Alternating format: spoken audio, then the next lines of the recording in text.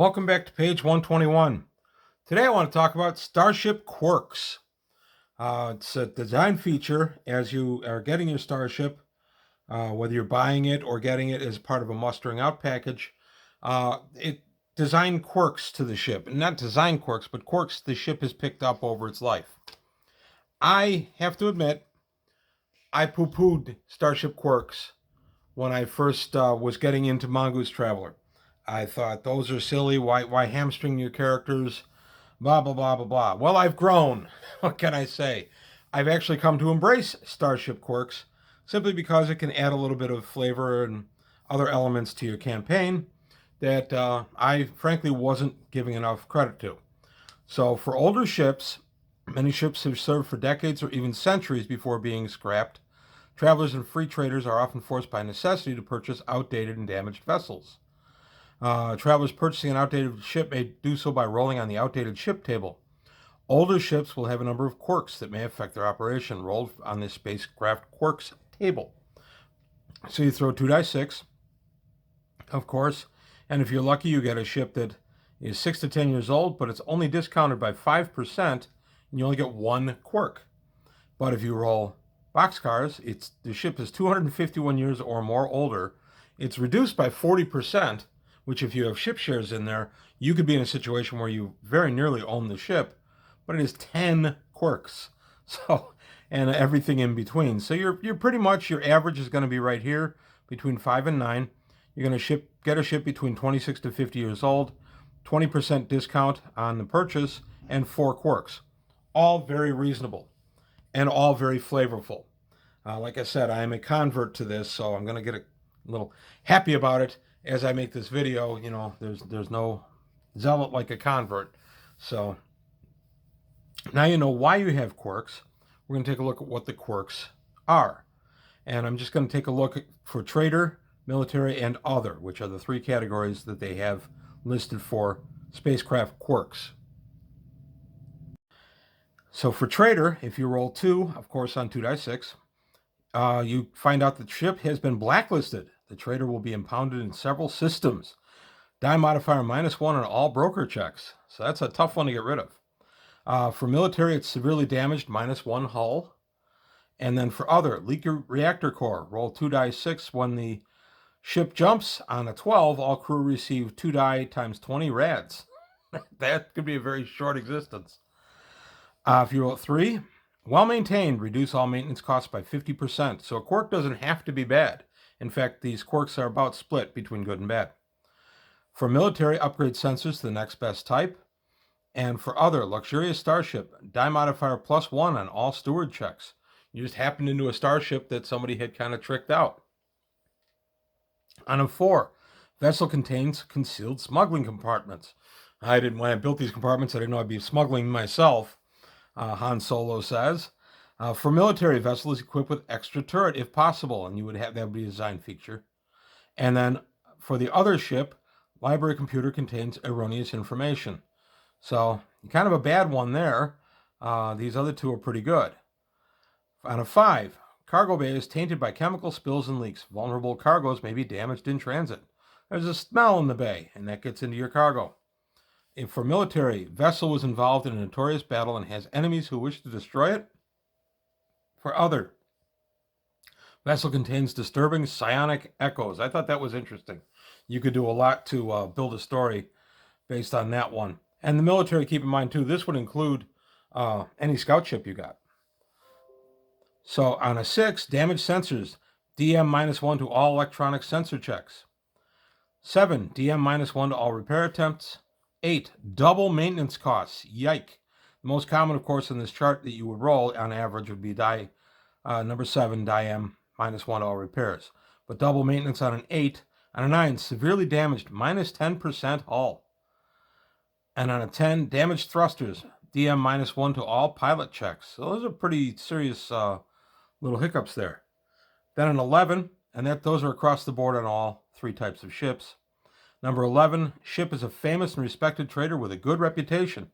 Now, I would give it a die modifier +1 on broker checks. Why not? You're getting a die minus here for being blacklisted, so if it's got a good reputation, why not give it a die modifier? For a military vessel, ship served with distinction has a good reputation in the Navy. And the other would be library computer contains secret or unusual information. Great adventure hook right there. And then on boxcars, for the trader, upgrade computer to the next best type. For the military, add a weapon costing up to 2 mega credits, 2 million credits. Or on the other, upgrade sensors to next best type. So quirks are not always bad. Quirks can be good. The worst one on here, in my opinion, is the double maintenance costs. That would be pretty tough one to live with. Starships are not cheap to operate on a daily or on a monthly basis, rather, or 4-week basis.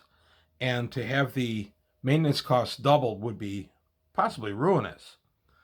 So that's the common quirks in the spacecraft. Now, a couple of things on quirks. By no means are these the only quirks available. You could certainly have quirks that you make up. If you go online, as I researched this topic, I found quite a few lists online that people have done, specifically for Mongoose Traveler, for other types of quirks.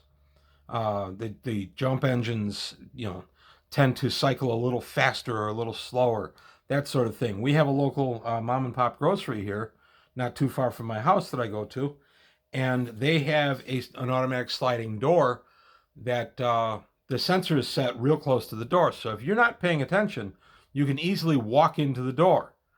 I think it's kind of funny. I, of course, know about it because I've been going there for years, but it is something I have to watch out for. And I thought, well, that would be an interesting quirk for a starship. Maybe the sensors are just a little slow on the draw and the auto doors don't auto open. So if your character's trying to run from the bridge down to engineering, he's got to wait a minute for each of the darn doors to cycle open. I just thought that would be a good little quirk to throw. Also, keep in mind these don't have to be limited to spacecraft. They could be They could also be on vehicles. My group is buying an air raft in our campaign because they just want it to tool around on planets and such. And I'm thinking of throwing in a quirk or two on it. Just something to think about. Now, quirks can also be gotten rid of. If you want to put money into the ship itself, for instance, if you have -1, damaged sensors, DM -1 to all electronic sensors, I would allow you to put money into the sensors to go ahead and buy off the quirk, basically get the system fixed. I don't know what you do about the damaged hull or that. But in keeping with that topic, the Pirates of Drinax actually offers an alternative. This, out of the Pirates of Drinax box set, this is the Trojan Reach book. And in it, we take a look at Healing the Wounded Ship. The ship you're getting from Drinax as part of the campaign is an old and battered warhorse of a ship.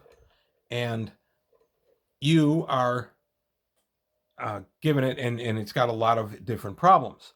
Well, what you can do, according to these rules, is you can upgrade the Harrier, which is the name of the ship, at the rate of 1 ship share equals 5 million credits. So basically, you can use a ship share that you get as mustering out bonus. Instead of taking it as some kind of pension, you would go ahead and put it into the ship itself to buy off a quirk. I thought that was kind of a nice touch.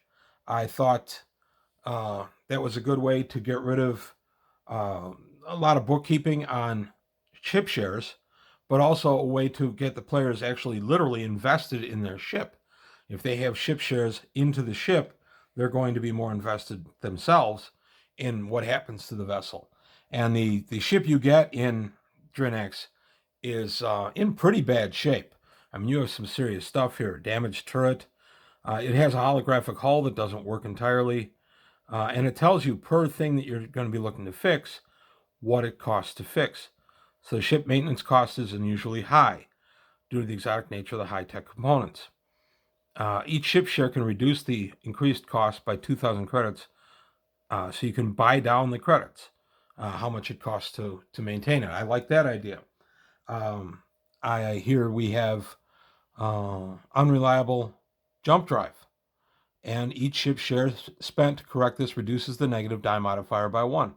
So 2 ship shares would buy it all out. So that is a real good way for players to use their ship shares, and it's called out right here. So I definitely will be adapting this into my regular Traveler campaign so that they can go ahead and pull out some of the quirks in their starship by paying ship shares for it. I thought that was a really clever idea. One of the continuing things that I love about Mongoose.